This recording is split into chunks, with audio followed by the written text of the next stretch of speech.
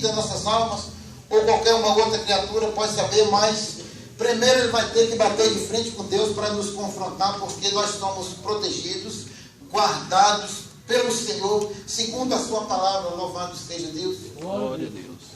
E se quem será contra nós? Porque se alguém vier contra nós, como eu disse, ele vai ter que confrontar. Não houve relato algum na Bíblia de que alguém confrontou o Senhor e ficou em pé para contar a história. Porque Deus é Deus, Ele é o Senhor que criou todas as coisas, criou o universo, Ele tem um poder incalculável, que a própria palavra nos diz que a glória, a soberania de Deus excede o nosso entendimento. Nem a própria Bíblia pode nos dizer ou nos taxar o quão Deus é Deus, o tamanho do poder de Deus. Portanto, não tem quem pode confrontar a Deus. Nós vimos relatos até o próprio Faraó, na época que o povo estava no Egito. Ele tentou pelejar contra o Senhor, porque não era contra aquele povo era fácil de destruir. Ele tinha o melhor exército da terra, do planeta, estava na mão de Ramsés, o rei do Egito naquela época. Mas ele não tinha poder, porque aquele povo não estava sozinho. Então, para ir contra aquele povo, ele ia bater de frente com Deus, com o Criador. Portanto, nós vemos que lá a vitória foi grande do Senhor, porque aquele povo não podia pelejar, que eles eram escravos. E o reinado do Egito era um exército poderoso, poderia destruir a hora que eles quisessem. Louvado seja Deus. Portanto, nós sabemos que o poder de Deus para nos livrar e nos abençoar é muito grande. Louvado seja o nome do Senhor. Diz que o Senhor, aquele que nem mesmo a seu próprio Filho poupou, antes o entregou por nós, como não nos dará com Ele todas as coisas? Nós sabemos que nós estamos em pé como um crente, como servo do Senhor até aqui, porque Deus tivera de nós infinita misericórdia, que uma vez que o homem foi de lá do jardim do Éden, expulso pela desobediência, o próprio Deus disse: maldito será a terra por tua causa. O próprio Deus amaldiçoou por causa do homem. Então Deus, Ele deu a sentença de cada um, mas a nós de hoje, que nasceríamos depois daquele evento ali, nós já nascemos debaixo de maldição, que diz a palavra de Deus que nós fomos destituídos da glória de Deus, mas o Senhor tivera de misericórdia, e como Ele prometeu a Satanás que da mulher nasceria um varão, que traria a salvação, que pisaria, esmagaria a cabeça dele, se quer dizer que ele perderia o poder contra aquele que Deus criou. Louvado seja o nome do Senhor. Assim o Senhor fez. E da glória ele enviou o seu filho, nascido de mulher, que o diabo até então ele não sabia como é que Deus faria isso, que Deus não disse como é que isso ia acontecer. Nascer, Deus poderia vir um anjo do céu, um ser celestial, descer dos céus, mas Deus não permitiu, como Deus prometeu, ele cumpriu, nascido de mulher. Mas só que o diabo não sabia de que forma seria isso. Deus, quem sabe, mas eu creio que Deus nem tentou, porque da descendência do homem nasceria um pecador da mesma forma, porque era falho. Mas veio do céu, veio do DNA de Deus, da glória dos céus, para fecundar aquela jovem.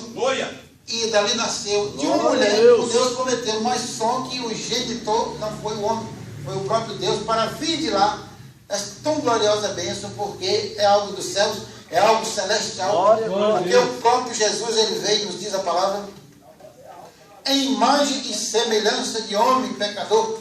Quem via naquela época, ele com os 12 andando, olhava ali, eram 12 homens, 13 homens, e ele mais 12, mas era em imagem e semelhança de pecado, um homem pecador como outro qualquer. Olhando assim, dava para ver pela ótica humana, mas ali era a diferença, porque o próprio Jesus, ele não era descendente de homem pecador, não era descendente de nós aqui, varões pecadores e falhos, porque era só a mulher que Deus usou para cumprir o que prometeu para Satanás ainda no jardim do Éden. E ele mandou, por isso nós estamos aqui, pela graça, pela misericórdia. Como primeiro veio a lei de Moisés até certo ponto, mas a lei, como diz a palavra, ela era enferma, porque a lei não tinha como corrigir as falhas, não tinha como trazer a verdadeira justiça. Então tinha que vir, porque a lei era conduzida, porque, como eu disse, por homens pecadores, eles determinavam a sentença de uma pessoa, que naquela época, pela lei de Moisés, era apedrejamento, né? Quem era sentenciado à morte não era crucificado, não era morto por espada, não era enforcamento, não era outra coisa, era só Glória, apedrejamento. glória, glória. Quem era sentenciado à morte pela lei de Moisés era apedrejamento.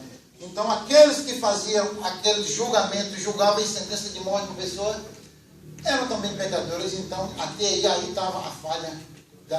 Para se alcançar a justiça de Deus, portanto, veio Jesus da glória. E aqui eu acho que em Pedro que diz que, ele mesmo diz, eis que é chegado o reino dos céus, que ainda não teria chegado. Louvado seja o nome do Senhor. E aí veio o reino do céu, nós estamos hoje, é um reino simbólico, mas é um reino real. E quando nós recebemos a Cristo como nosso Salvador, nós deixamos o mundo como se tivesse uma muralha bem resistente, fechada, e nós passávamos por aquelas portas. Para hoje estar dentro do reino de Deus. Muita gente diz, as pessoas ainda estão lá fora. Isso é simbólico, mas é literal também ao mesmo tempo, porque quem está lá fora está fora do reinado de Deus. E quem está servindo a Deus está dentro do reinado. Esse reinado que Pedro disse, eis que é chegado o reino dos céus. Por meio de quem? Por meio de Cristo. Porque pela lei não veio. Veio injustiça e não justiça, porque a própria palavra diz que aqueles sacerdotes, eles julgavam, mas ficavam sem culpa, porque eles eram o topo da hierarquia da justiça divina. Não tinha ninguém acima deles. E se eles fizessem essas coisas erradas, quem ia julgar eles? Ninguém.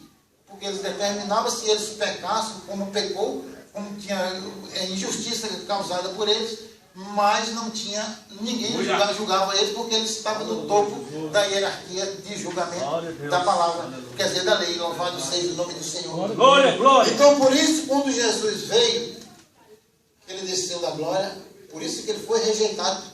Porque esses próprios sacerdotes, eles disseram, nós vamos esperar um rei, mas eles esperavam um rei que nascesse como Deus, que eles tinham o conhecimento da palavra, e eles achavam que era algo grandioso, assim, principalmente no poder financeiro, em ouro e prata, coisa gloriosa. Como veio de Nazaré, eles não acreditaram. Aquela palavra está escrito, pode vir alguma coisa boa de Nazaré, quando alguém anunciou e disse, eis que o rei vem lá, o Senhor Jesus, o que vai julgar o mundo, nosso Senhor, e pode vir alguma coisa boa de Nazaré, porque é uma cidade humilde, de pessoas pobres. Então foi lá que Deus escolheu para confundir a mente deles, porque eles não acreditaram e rejeitaram mesmo.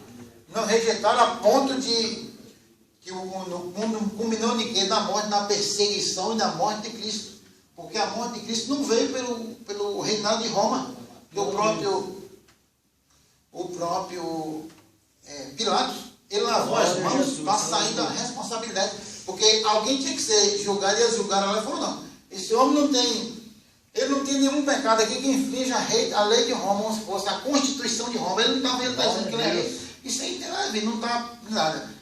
Ele não está causando nenhum delito aqui para ser julgado de morte. Agora, julguem vocês. Eu tenho que soltar alguém aqui na Páscoa, aí você julga quem é que eu sou. Então colocou nas mãos dele, ele lavou nas mãos, aquela mão dele estava suja não. Ele se lavou as mãos para sair da responsabilidade, como ele mesmo disse, eu lavo as minhas mãos diante do sangue deste inocente. Então vocês julguem. Quem foi que julgou então? Os judeus. Os próprios judeus. Quer dizer, a perseguição foi tão grande que culminou na morte dele. E ai de nós se não fosse a morte dele. Porque louvado seja o nome do Senhor. Hoje nós temos o direito de salvação, que nós somos, como eu sempre digo, Jesus, e ele não salva mais ninguém, ele já salvou.